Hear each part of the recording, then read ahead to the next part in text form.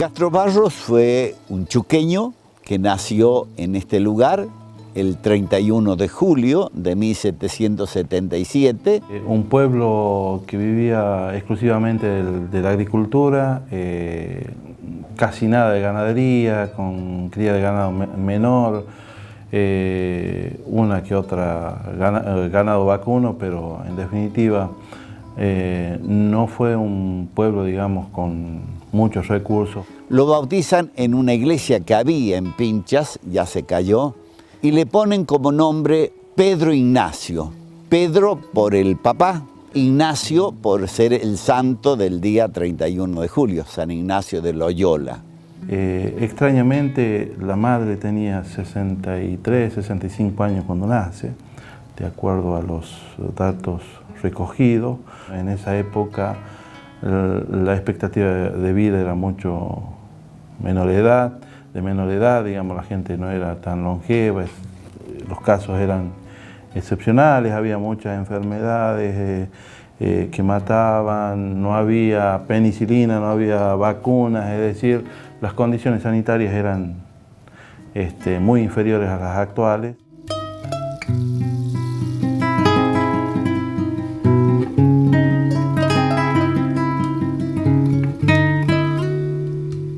Se calcula que él habría vivido más o menos hasta los 10 años aquí en Chuquis, pero tiempo suficiente como para enraizarse en el pueblo. Desde muy pequeño él sale de su pueblo porque no había posibilidades de educación. Se ve que la familia aspiraba a que su hijo estudiara.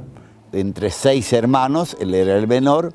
Entonces lo mandan a Santiago del Estero con don Inocencio Arias, un amigo de la familia, para que haga lo que hoy llamamos escuela primaria. De Santiago del Estero él pasa a Córdoba, donde se va a incorporar a un seminario, donde va a estudiar en el Colegio Montserrat. El gran colegio que había en Argentina, donde hace sus estudios, los continúa en la universidad. Va a ser un destacado alumno, muy importante, porque inclusive lucha por algunas becas, tienen consideraciones por él, por su condición también de alumno de La Rioja muy humilde. Y termina como maestro en artes, licenciado en filosofía, doctor en teología, se ordena sacerdote el 31 de diciembre de 1800 y después estudia un poco más y se recibe como bachiller en jurisprudencia. Él retorna a La Rioja en 1810 y lo primero que hace es poner una especie de escuela donde educaba a algunos de los niños y también jóvenes seguramente de las principales familias de La Rioja.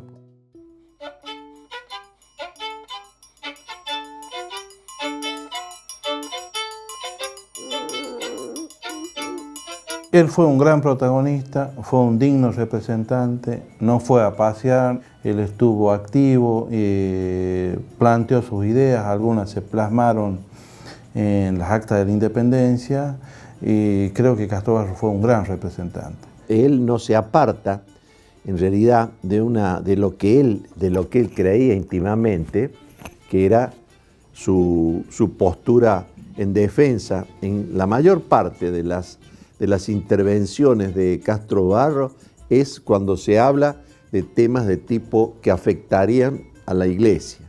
Sus ideas se pueden discutir, pero también se pueden justificar porque en ese momento las nuevas ideas no tenían mucha vigencia en nuestro país.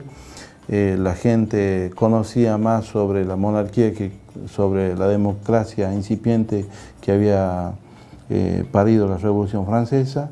También él habla de que a él le parecía posible poner una monarquía atemperada, constitucional, lo que sea, pero él hace un ejemplo, digamos, primero Dios, después cita, es una especie de concepción medio verticalista, ¿no? de lo que podía, por qué podía ser así o debía ser una constitución monárquica, ¿no? Eso también lo dice. Tampoco es negativo o es fácil decirlo en la actualidad porque no plantea otras ideas si las había, ¿no? Era más bien muy atado a la Iglesia, al menos en las intervenciones que él tiene, cuando él, por ejemplo, en una de esas sesiones, dice que hay que reprimir o impedir la propagación de las ideas de Raynal, de Voltaire, de Rousseau. Se luchaba en contra de las nuevas ideas porque creían que era malo. No nos olvidemos que la Revolución Francesa proponía la disolución de todo lo que sea los privilegios religiosos.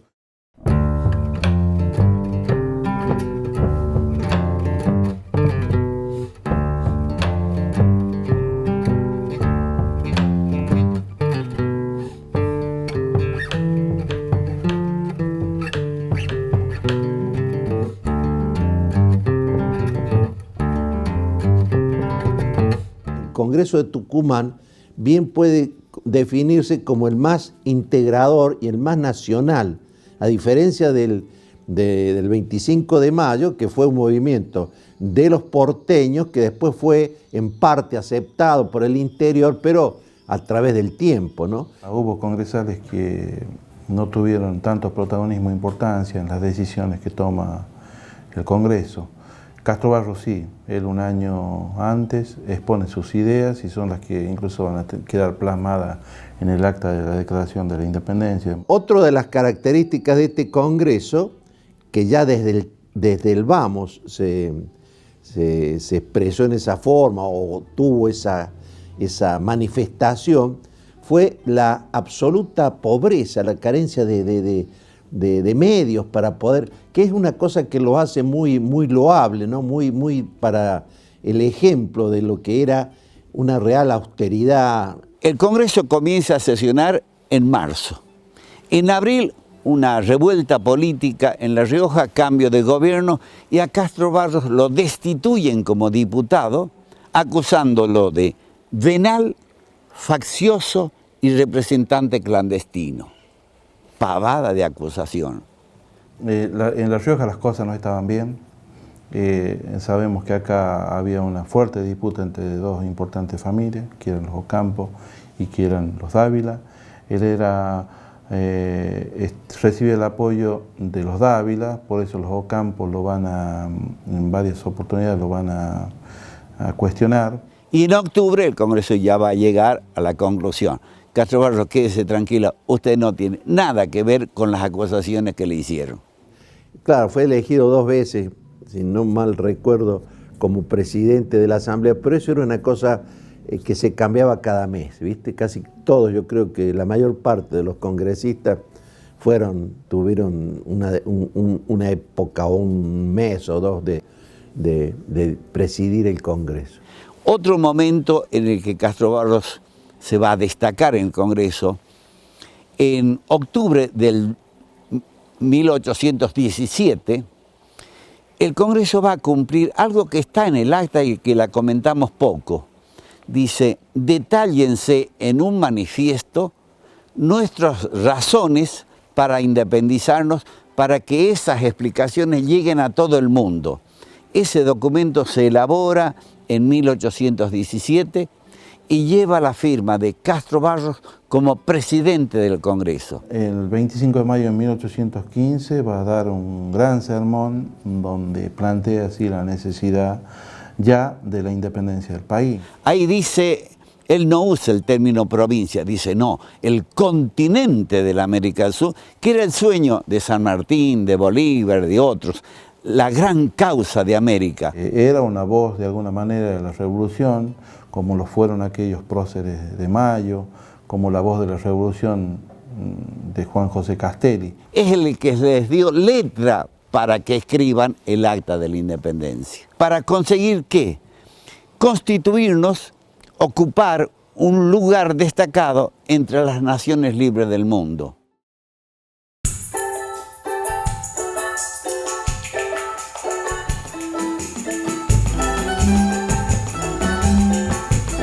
Ya conocido por sus dotes de un importante negociador, lo envían a entrevistarse con Martín Miguel de Güemes en Salta. El no querer de Güemes de responder a esas directivas dadas en más de 1500 kilómetros de distancia, decía, en realidad no respondían a la realidad.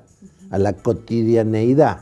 Que Castro Barros iba de alguna manera a llevar el pensamiento, cuáles eran las intenciones del Congreso de Tucumán, y en definitiva él se viene con el acuerdo con Martín Miguel de Güemes, que iba a ser muy importante porque el Congreso ya iba a funcionar con el apoyo de este importante dirigente político y militar del norte.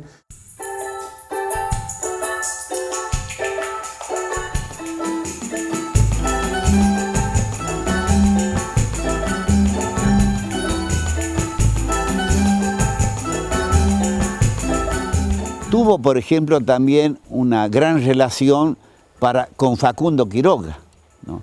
Yo encontré en Buenos Aires, de las muchas cartas, 12 cartas que Castro Barros le escribe a Facundo Quiroga. Bueno, aparentemente Quiroga lo consultaba mucho porque, bueno, lo consideraba un hombre de mucho valor. Siempre comienza las cartas diciéndole, mi amado paisano, un término muy familiar. En una carta dice, le mando unos cuadernos para que le regale a sus niños. No le sigo escribiendo porque tengo un problema en el ojo que no me deja ver bien. Eso es solamente si tengo suficiente confianza. A él se debe quizás la frase que llevaba Quiroga en su bandera, religión o muerte, en esa bandera negra con la calavera y las tibias cruzadas, que al parecer trae esa idea de los infernales de Güemes.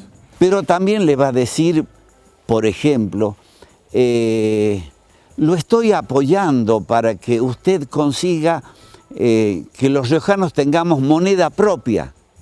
Y le he conseguido un maestro talla de Potosí, que ya era lo más, para que nos ayude a fundir una moneda riojana. Le va a sugerir algunas cuestiones para la organización institucional del país. Se hablaba mucho en esa época de cómo organizar o crear las instituciones que iban a regir.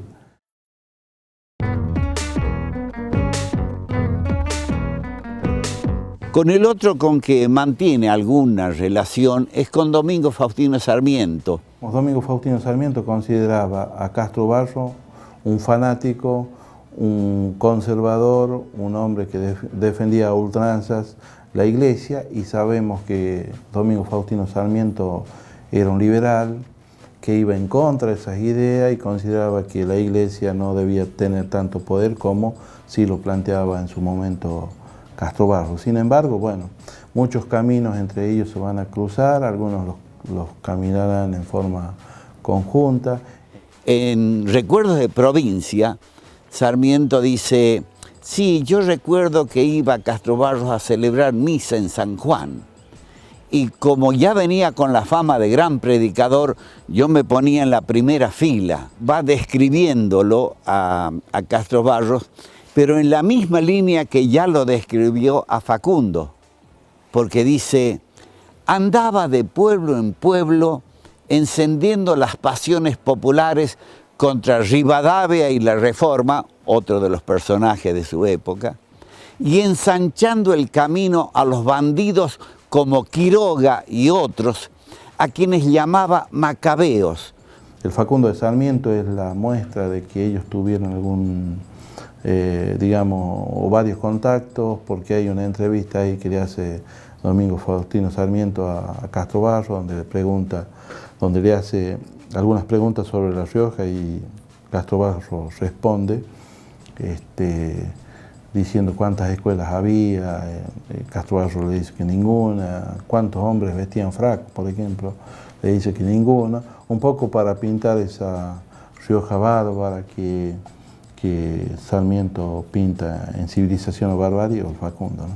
Pero en el resto él tenía muy buenas relaciones con todos. Yo creo que era un hombre de paz, un tipo bien intencionado, ¿no?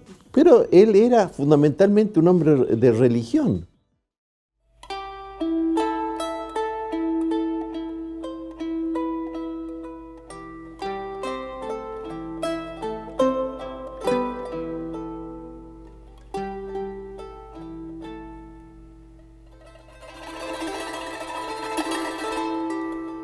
En estas idas y venidas ya se anuncia federales contra unitarios. Castro Barros decide irse al exilio. Previo a eso estuvo preso en Santa Fe y después en Buenos Aires. Esa diferenciación fuerte ya con el federalismo que encabezaba Rosa en el país, que tenía como referente muy importante a Quiroga y a López, lo va a tener preso por algunos años hasta que, bueno, de Buenos Aires él logra establecerse en Uruguay. Yo creo que se fue disgustado de lo que vivía en el país. Ya no tenía nada que hacer acá, o le molestaba, entonces se fue. Se fueron como tantos otros. Se va 8 años a Montevideo para dedicarme, dice, al único negocio necesario, ser cura que predica novenas, misiones. Va a estar ahí unos años. Sabemos que todos los unitarios opositores a Rosa cruzaban el Río de la Plata y se instalaban del otro lado, en la costa oriental del Río de la Plata, y de allí, bueno, emitían sus proclamas, sus trabajos bibliográficos, muchos de ellos, la mayoría eran intelectuales, oponiéndose a lo que ellos llamaban la dictadura de Rosa, ¿no? Y los segundos 8 años los pasa en Chile, donde termina siendo un gran personaje. En Chile, ahí, bueno, va a residir hasta su muerte, ¿no? No va a poder retornar a La Rioja. Doy un detalle. Los chilenos, por legislación, no permitían las exequias en los templos. Pero, dice el intendente Egaña, atendiendo los méritos de este ciudadano, voy a hacer una excepción y permite que se hagan las exequias en el templo de Santa Ana. Esto da un poco, digamos, la idea de quién llegó a ser él en Chile. Él se dedica más que nada, casi yo diría exclusivamente a su cátedra de tipo teológico, ¿no? Y al final, ya cuando se va al exilio, dice, yo no he sido, ni soy, ni seré jamás monarquista, unitario ni federal. Es decir, no me quieran encerrar en un partido político. Yo estoy trabajando para que la patria tenga el gobierno que la gente decida tener.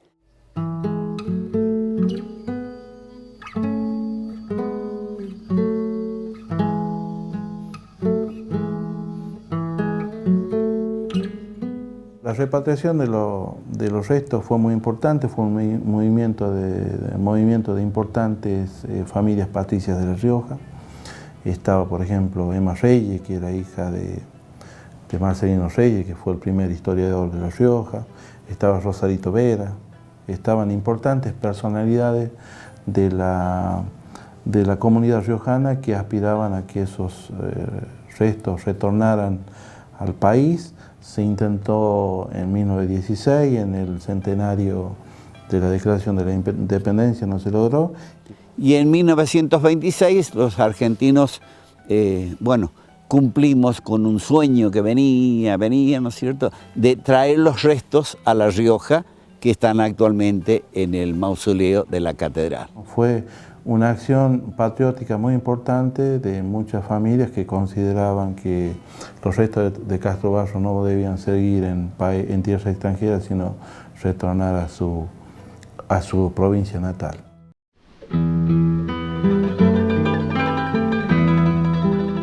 Alguna vez dije yo que así como pueblitos como Chuquis dieron un Castro Barros, un San Juan que da un Sarmiento, un Chilecito que da un Joaquín B. González, Atile, que debe ser tanto o menos que Chuquis, y da una Rosarito Vera Peñalosa.